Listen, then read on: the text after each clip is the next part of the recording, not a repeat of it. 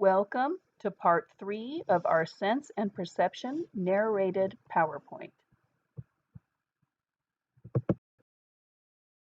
We are now moving on to our sense of smell or olfaction. The sense of smell is sparked when a molecule of a substance enters the nasal passage.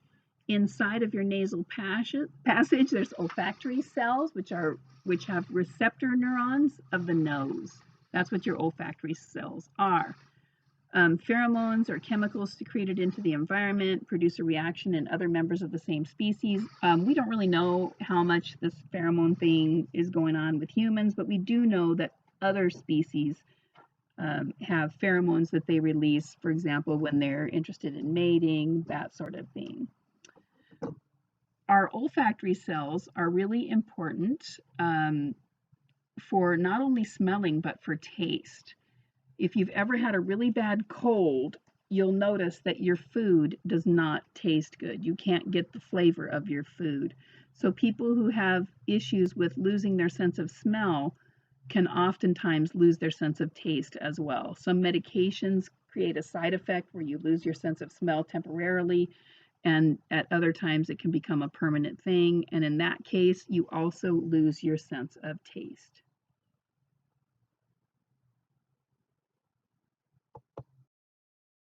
Here is a nice illustration of your olfactory bulb. You'll notice the illustration of the head. It has the area circled where your olfactory bulb and your olfactory nerve are. You'll notice that there's little odor molecules going up into the nose of the image. And then if we move over and look at the olfactory bulb, we will see that there are numerous receptor cells, look like little neurons, because neurons are little receptor cells, being activated by the odors that they are detecting. So the odorants bind to the receptor cells. So all these little colored dots will bind to the appropriate cell. There is a certain number of different types of cells, and they combine together in different combinations to give us the different cells. Your taste buds actually work in a similar way where you only have a limited number of taste buds, but particular tastes and smells will activate different groups of these cells to create a unique sensation of taste or smell. The interesting and sometimes disturbing thing about your sense of smell is that when you are smelling somebody's perfume, it is a little piece of perfume that is up there activating your nerve cells. Just like if you stepped in some doggy poo, unfortunately, it is a little piece of that molecule that is wafted up into your nose and stimulated your senses for that terrible sense of doggy poo. Anyway, I know that's kind of a gross example, but it's just a good one to illustrate how the odorants work. We are now moving on to your sense of taste or gustation. Your taste buds respond to several different stimuli. They respond to sweet, sour, salty, bitter, or umami flavors. Umami involves food stimuli that contain amino acids, so it's kind of that rich, meaty flavor. It doesn't translate into anything in English, so umami is the word we use for that. Your taste buds are the receptors on your tongue that are responding to these different stimuli. Your taste buds only live for about 10 days before they are replaced. One of the reasons for this is because think about a time when you have burnt your mouth and burnt your tongue on coffee or hot chocolate. Until your tongue recovers, you have trouble tasting things. Well, if these taste buds did not have the ability to replace themselves, then we would be stuck without being able to taste things. And from an evolutionary perspective, that would be bad because we needed to be able to taste things that may be harmful to us, that had a flavor that could trigger the idea that it could be harmful. Different people have different numbers of taste buds. There are different groups. Some people are considered to be super tasters. They are highly sensitive to taste. This particular group of people, when they eat cilantro, they taste a soapy sensation. They don't like it. They don't like a lot of vegetables usually because vegetables are actually quite bitter in their flavor. So they are sensitive to that as well. These super tasters have a higher number of taste buds than the average person. Another group of people are called non tasters, and they are insensitive to taste. They have a fewer number of taste buds than the average bear. So these are the people that could have that super hot salsa, that super spicy stuff. They can eat lots of raw vegetables. They can eat about everything.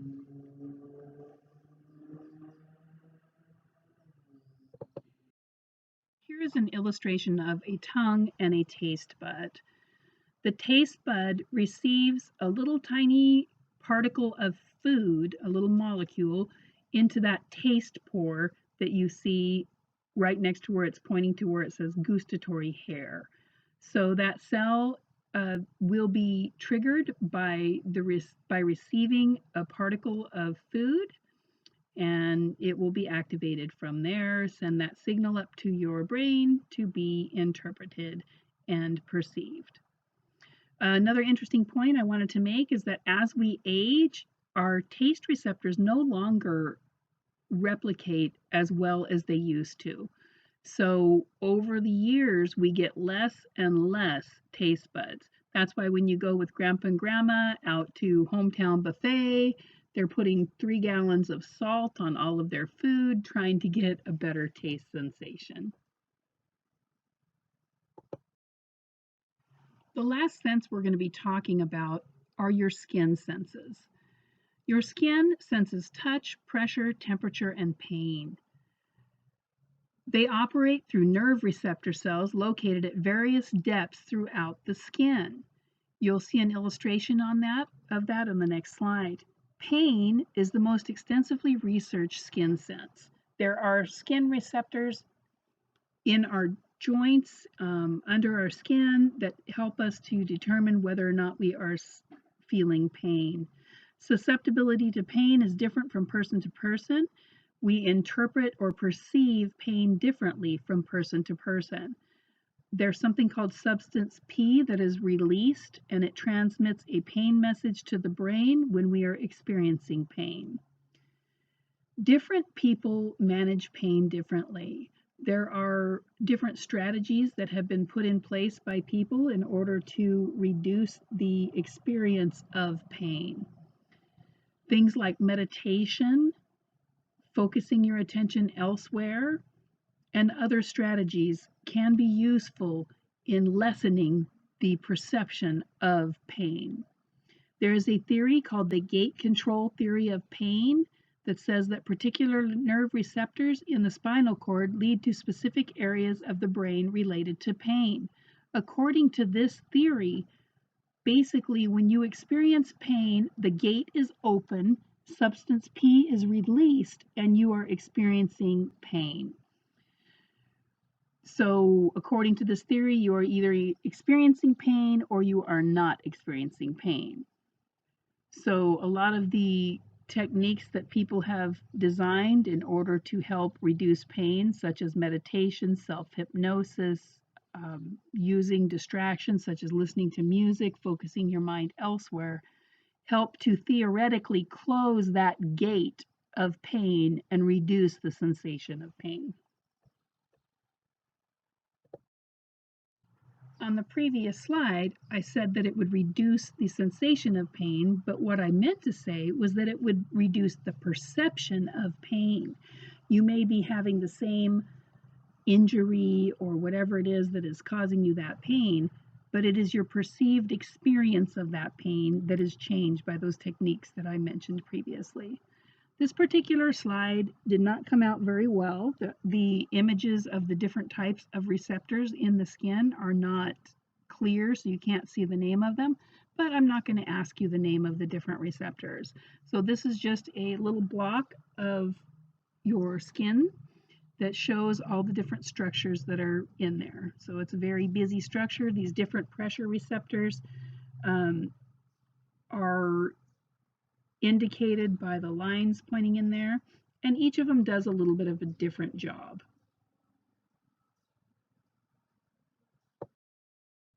Now let's talk about how our senses interact. On the second bullet point of this slide, it says multimodal perception. Brain collects the information from the individual sensory systems, integrates and coordinates the information. So when we are taking on information from the world around us to help us interpret the world around us, we take in information from various senses. Our sense of smell, our sense of vision, our sense of hearing, our skin to see if it's hot or cold. We take in all of this information. It is multimodal perception. So usually it's not just one sense giving you the information from around the world or to see the world around you. It is numerous senses helping you to interpret the world around you. Interestingly, some people have a very different experience with their senses.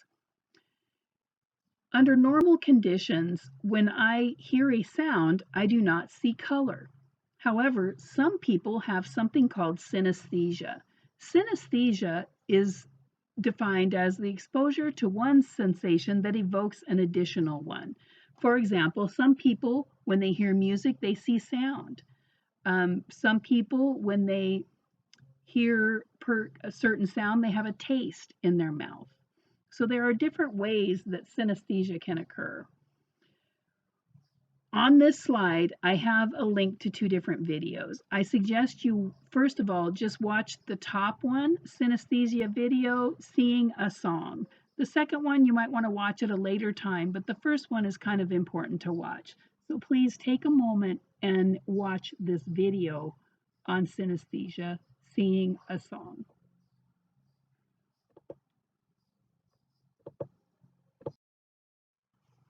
Jimi Hendrix was not only a fabulous musician, but he was also a synesthesiac. So he experienced the activation of two different senses at the same time. So when he played music and he heard a sound, he also saw colors. Here is a quote from one of the people that he worked with. He did have a tendency to describe sounds in colors, Kramer said. If he said, "Hey man, give me some of that green," I knew exactly what he meant. It was reverb. Or if he said, "Hey man, more red," I knew it was distortion. And if it went purple, it was really stupid distortion. And that's a quote. So on the slide, I've also put a link to some very cool Hendrix music on the top, and then an NPR interview on the bottom with, I believe it was his sound guy, who worked with him a great deal. But he was somebody that also experienced synesthesia. Now we're going to delve into the Gestalt laws of organization, series of principles that describes how we organize bits and pieces of information into meaningful wholes. So I mentioned earlier in the beginning of our class that we would be seeing Gestalt psychology once again when we talked about sense and perception. So this is where we are going to take a close look at how these Gestalt laws affect our perception. This slide has examples of 4 Gestalt principles. The first one is closure, where we would take a look at this image and we see, instead of 3 different shapes, we see a triangle. That is the sense of closure. Proximity is demonstrated by these groups of dots. Here, when we take a look at it, we group in our mind that there are 2 sets of dots. So 2, 2, 2, 2, 2, 2. And that is proximity. When things are close together, we tend to group them together. The next one is similarity. So when we look at this image, what we're seeing is we're seeing a row of of ovals and then a row of squares and a row of ovals and a row of squares. So here we tend to group things together, and we tend to initially see this as groups of ovals and then groups of squares. So a line of ovals, a line of squares. We don't normally take a look at this image and think to ourselves, if somebody asks us to describe it, oh, it's oval, square, oval, square, oval, square, oval, square, if you look at the columns. We would instead instinctively look at the rows, since we have matching ovals and then matching squares. So that is the idea of similarity. The next Gestalt principle is that of simplicity. If we take a look at this image, the first thing that people normally think, well, what do you normally think? Take a moment and take a look at the slide. Most people would say, oh, I see a diamond inside of two lines. That is the idea of simplicity. What if I tell you that this is a W resting on top of an M? So you can see the M and you can see the W, but that's not what your brain immediately goes to. You immediately go to a more simplistic principle, which would be having the diamond inside of the lines. This is another example of the principle of closure. I just happen to really like these images, so I am sharing them with you. When we're talking about perception, we want to revisit top-down and bottom-up processing. Top-down processing, perception is guided by higher level knowledge, experience, expectations, motivations, and bottom-up processing, progression of recognizing and processing information from the individual components of a stimuli and moving to the perception of the whole. Remember, I gave you the example of like being at my brother's house at night, going to the restroom, the cat rubbed against my leg, and I'm like, oh no, what was that? That's the bottom up processing. And then it's like, oh yeah, I remember he has a fluffy cat now. And that was the top down processing. Now let's talk about depth perception. That is the ability to view the world in 3 dimensions and to perceive distance. Binocular disparity is the difference in the images seen by the left eye and the right eye. So basically, your left eye and your right eye are not seeing the same thing. So what I would like you to do is pick an object that is far away, like across the room from you maybe. Go ahead and put your finger on it, like it could be a clock on the wall or a ceiling fan or a light switch, or a lamp. Just pick that item and stretch your arm in front of you and put your finger on that item with one of your eyes closed. So close one eye, put your finger on the item, and then then change eyes. So switch back and forth between those eyes and see how far your finger is from your original position. That is going to demonstrate your binocular disparity. That's the difference in images seen by the left eye and the right eye. So your brain has to interpret that information. So I have my right eye seeing this, my left eye seeing that, and they're kind of overlapping. So my brain has to sort all of that out and come up with one clear vision of the world. We do not just depend on our binocular vision to give us our depth perception. There are a lot of monocular cues. So the monocular cues permits humans to obtain a sense of depth and distance with just one eye. So monocular is referring to just one eye. So there are several things that give us hints about the world around us. There's something called motion parallax, and we're going to visit this in another slide. It is a change in position of an object on the retina caused by movement of your body relative to the object. Don't worry too much about that. We have a whole slide on that.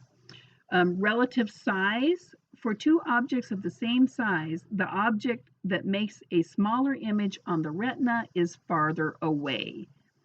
We will look at some examples of that. There is texture gradient. Texture provides information about distance. Details of distant things are less distinct. And linear perspective. Objects in the distance appear to converge. We're going to take a look on our next slide at these things. On this slide, we have three images. The first image is a picture of some mountains way off in the distance. We have rocks that are crystal clear in the foreground. We can see their crisp edges of each of the rocks in the foreground. As those rocks get further from us, we cannot really see their edges very clearly. The mountains, we have a couple of different layers of mountains back there, and as the image gets further away from us, we see that the edges are not as defined and clear. It gets a little fuzzy far off in the distance. So this is what we call texture gradient. Objects that are close are going to be clear and crisp in vision. The ones that are farther away are going to have softer edges and not be as crisp and clear. The next one has the picture of the two ponies. Now these ponies are basically the same size. We know that one of these ponies is further away and one of them is closer based on their relative size. We know that this first pony is not just a super giant pony and that that second pony is not just a tiny miniature pony. We can understand that because of the relative size, the one that is smaller is further away and the one that is larger is closer to us. So that's another one of our monocular cues. The next one is called linear perspective. So we talked about something in the distance converges. Well, the train track is an excellent example of that. And if you look down the train track, you'll see that it starts off wide at the beginning when it's close to you, and then it goes to a point off into the distance. It gets very, very small. And this is linear perspective. If you've ever done any artwork or taken an art class, you would learn a little bit about linear perspective. It is a monocular clue to let us know when something is close to us or far from us. Now, if you take a look at these two lines in the picture, which line is longer? Most people would agree that that top line is longer. However, both of these lines are the same size and length. They only look different because of this linear perspective. It's just an optical illusion. Now we'll come back to that idea about motion perception. Movement of an object across the retina is perceived relative to some stable background. If a stimulus is increasing in size, filling more of the visual field, we assume the stimulus is approaching. If it is decreasing, filling less of the visual field, we assume it is getting further away. So basically, we can tell whether something is moving closer to us or moving far from us based on whether it is getting larger or smaller. These are things that we don't think about. These are things that are kind of automatically happening as we perceive the world. Interestingly, we perceive movement relative to some stable background. So if I see a dog running across the field and past some trees, those trees are stable, the field is stable, so I can definitely see that stuff isn't moving, but the dog is moving. So that's what it means by stable background. Movement of an object across the retina is perceived relative to some stable background. So once again, to interpret this information and perceive the world around us, we have to factor in information about our own head and eye movements, information about changes in the retinal image. Is it getting larger? Is it getting smaller? And these things are done automatically with our brain. So our brain is an amazing thing. It has to take in all of this information and interpret it so that we can make sense of the world around us. Interestingly, there's something called apparent motion, which is perception that a stationary object is moving. There are certain times when you will get that sensation that something is moving even though it is stationary. If you have ever been in a car and you're maybe stopped at the signal, and all of a sudden you feel like you're rolling back and you're stomping on your brake and it's not doing anything, and then all of a sudden you realize it's the car next to you moving, it's not you. That is an example of apparent motion or apparent movement. Another concept that is important to our perception of the world is called perceptual constancy. Physical objects are unvarying and consistent even though sensory input around them may vary. It allows us to view objects as having an unchanging size, shape, color, and brightness, even though the image changes on our retina. So the example we have on this slide is a picture of a door. In the first part of the image, there is a closed door. It is a nice rectangle with two little squares on it and a doorknob. In the next image, it is slightly open. So instead of having a square, the shape has changed slightly of this door. When the door is open quite a bit further, we now have kind of a weirdly shaped rectangle. And then when it is opened all the way, we have this tiny little narrow edge of the door with two doorknobs that we're seeing. Now, our brain is amazingly able to perceive this information, and we can interpret and know that this door is the same door, even though it is putting different images across our retina when it is moving. Now we're going to take a look at a couple of perceptual illusions, the deceptions of perceptions. Visual illusions are physical stimuli that consistently produce errors in perception. So if we take a look at the two images on the bottom of the screen, the first one is an example of ground and the foreground. So do you see two faces or do you see a vase? Which one do you see? Once you are able to perceive the vase and the faces, the image will tend to switch back and forth. The other image, do you see a young woman or do you see an old lady? The young woman, you will see she has that black curly hair. She has a big feather on the front with like a flowing feathery cap or something on her. She has a necklace around her neck, a black necklace. Or you might see the old lady, where you still see a little feather coming out of her hat there, and you see some curly black hair, and then the young lady's ear becomes an eye, the young lady's nose and eyelashes become the other eye, and what was her whole face becomes the nose of the old lady, and the necklace becomes her mouth. There are cultural differences in depth perception, and I don't have an image for you on this. That just has to do with things that would be important in your environment. You would tend to interpret differently or perceive differently than things that are not. Here is another illusion for you to take a peek at. I want you to take a look at A and tell me which of these lines are longer, the one on the right or the one on the left.